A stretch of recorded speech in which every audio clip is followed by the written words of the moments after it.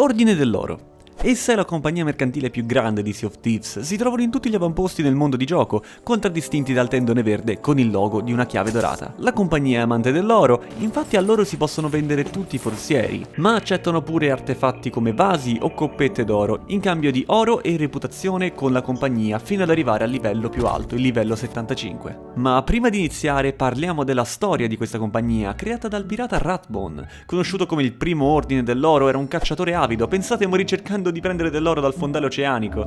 Tutta la sua fortuna venne nascosta in una grotta sconosciuta. Il suo scheletro è ora tornato su Sea of Thieves, tant'è che, spoiler, sarà il più grande boss da battere nel gioco. Molti si saranno chiesti come mai non si possono aprire le casse nel gioco. Il motivo sta nel fatto che il primo ordine le ha letteralmente rubate tutte al signore dei pirati. Infatti, prima erano amici e le serrature dei tesori sono state saldate con un metallo maledetto, lo stesso metallo usato per incatenare la madre Kraken. Considerato il primo Kraken, ne parlerò meglio in un mio video dove spiego molto della lore di Sea of Thieves. Cioè, fammi capire bene, quindi esiste un Kraken gigante, madre di tutti i Kraken che incontriamo nei mari, che è stato incatenato? Sì. E chi l'ha incatenato? Di qualcosa! No! Infine, secondo voci, chiunque decidesse di unirsi alla compagnia dell'Ordine dell'Oro cadrà sotto la maledizione dell'oro. Immaginate che anche voi potete sbloccarla facendo tutte le storie assurde al 100% ben 5 volte, ma che cazzo! 5 times. 5 times.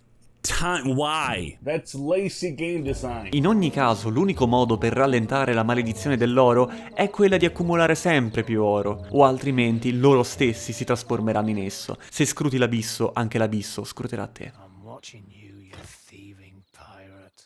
Di fatto, in ogni avamposto ci sarà un emissario dell'Ordine dell'Oro, tutti accomunati con la stessa iniziale del nome, ovvero la H, che sta per indicare Hoarder, Gold Hoarder, l'Ordine dell'Oro per l'appunto, e questa cosa è ricorrente in Sea of Thieves anche per gli altri emissari. Se provate a interagire con uno degli emissari dell'Ordine dell'Oro ci sarà la voce "Scopri le offerte dei cacciatori d'oro". Cliccandoci apparirà il menu dell'oro, dove sarà visibile il tuo grado con l'emissario sulla destra, mentre più in alto ci saranno le promozioni. Sono disponibili una ogni 5 livelli, quindi se arrivate a livello 5 o multipli di 5, 10, 15, 20, 25, sappiate che avete delle promozioni da acquistare. Più alta la promozione, più i viaggi saranno più costosi, sì, ma anche più remunerativi, sia a livello di oro che di esperienza. E insieme si sbloccano nuovi oggetti dell'Ordine dell'Oro. Al grado 5 si sblocca la pala dell'Ordine dell'Oro, al grado 10 la bussola, al grado 15 la pala migliorata, il costume dell'Ordine dell'Oro e la bandiera. La bandiera costa 20.000 perché aumenta le vostre vendite sui forzieri fino al 150%, ne parlerò meglio più avanti. Grado 20 bussola migliorata, grado 25 pala migliorata, grado 30 bussola migliorata, grado 35 pala migliorata, grado 40 bussola migliorata,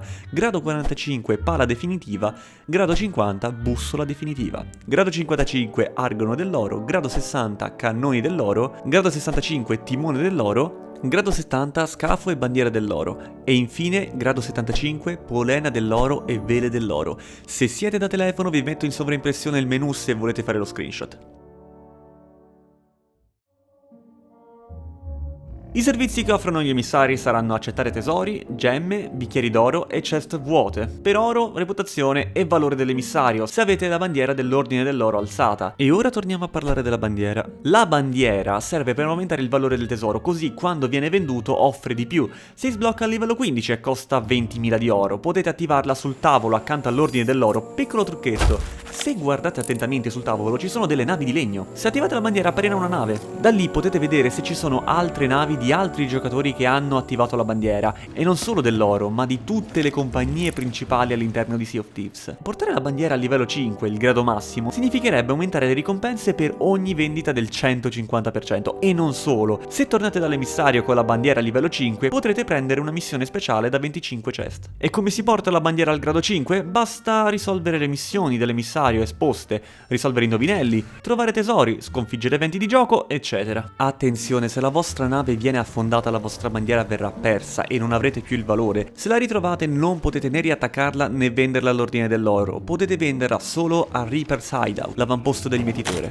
e per un solo punto d'oro. La cosa migliore da fare è rialzarne una nuova e farla risalire di livello. Per la bandiera affondata consiglio di lasciarla in un avamposto, perché se qualcuno vende la vostra bandiera ci guadagnerà molto di più di voi. È un gesto carino nei confronti della community, ma non sentitevi in dovere di farlo, è solo un mio consiglio dato che in molti lo fanno. È una cosa spettacolare, io spawno, mi danno la bandiera dei cacciatori del grado oro 5 così a caso, regalo umile e un sacco di roba. Ultimamente la gente sta lasciando tutti quanti i loro prodotti, i loro oggetti, quelli che hanno guadagnato in gioco, qui negli avamposti, e il primo che passa li può prendere e li può utilizzare per venderli. I giocatori di Sea of Thieves sono una community molto bella qualche volta. Può capitarvi davvero di trovare delle ceste o bandiere degli emissari non vendute, appunto per questo motivo. E poi vi risparmiate il messaggio quando vedete la vostra bandiera al mietitore: la fiamma non splende per chi porta la propria bandiera dell'emissario a pezzi. Ma torniamo all'ordine dell'oro. I viaggi vengono venduti dall'emissario, ne esistono due tipi, quelli delle mappe e quelli degli indovinelli. Quelle delle mappe offrono una mappa con una visuale dall'alto dove si trova una X sopra. Sta a voi trovare l'isola sulla mappa della vostra nave per segnarvela e andarci e trovare il punto.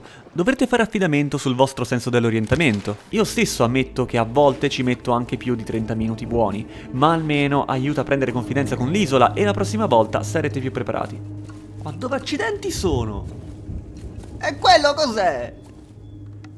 Poi ci sono gli indovinelli. Sono poesie in rima che ti dicono cosa fare esattamente e che si aggiornano ogni volta completate un'azione. Per esempio vi dice di andare in un'isola specifica, andare in un punto specifico dell'isola, come un cumulo di sassi o un dipinto sul muro, per compiere un'azione, come leggere una mappa, alzare una lanterna o scavare. Di solito davanti a un punto esatto vi sarà chiesto di fare qualche passo in una direzione particolare, quindi dovrete tirare fuori la vostra bussola e camminare verso quella direzione per un numero di passi specificati. Tenendo premuto con la bussola in mano sentirete i passi decisi del vostro pirata, così potrete contarli facilmente, per poi scavare. Sì, è un po' complicato. Ma arrivati al livello 25 l'Ordine dell'Oro offre anche la ricerca delle chiavi del Vault. Un viaggio dove troverete dei pezzi di una mappa che segna una X dove si trova la chiave del Vault. Se siete fortunati non serve trovare tutti i pezzi della mappa, basta trovare il pezzo con la X disegnata e naturalmente saperla riconoscere. Se prendete la chiave potete venderla all'Ordine dell'Oro nell'avamposto più vicino o altrimenti usarla voi stessi. Infatti nel nome della chiave ci sta l'isola da cui proviene. Almeno saprete dove portarla. Arrivati all'isola dovrete cercare un piedistallo dove posizionare la chiave. A questo punto preparatevi. Vi avverto, appena si aprirà la porta del Vault dovrete muovervi in fretta per prendere tutte le ceste, perché avete all'incirca 3 minuti, poiché il Vault si chiuderà lasciandovi dentro e facendo salire il livello dell'acqua fino a farvi affogare. In questi 3 minuti, mentre i vostri compagni sono impegnati a prendere i tesori, uno di voi può risolvere l'indovinello per avere la cesta dei tributi antichi. Infatti tra i tesori si trovano 3 medaglioni che, se messi tutti quanti al centro della stanza negli appositi spazi, mostreranno la soluzione all'indovinello. Dovrete girare i cubi nelle colonne per farli corrispondere al disegno mostrato sul tavolo al centro della cripta. Dopo aver messo tutte e 3 le colonne rimarrà l'ultima a destra che dovrete tentare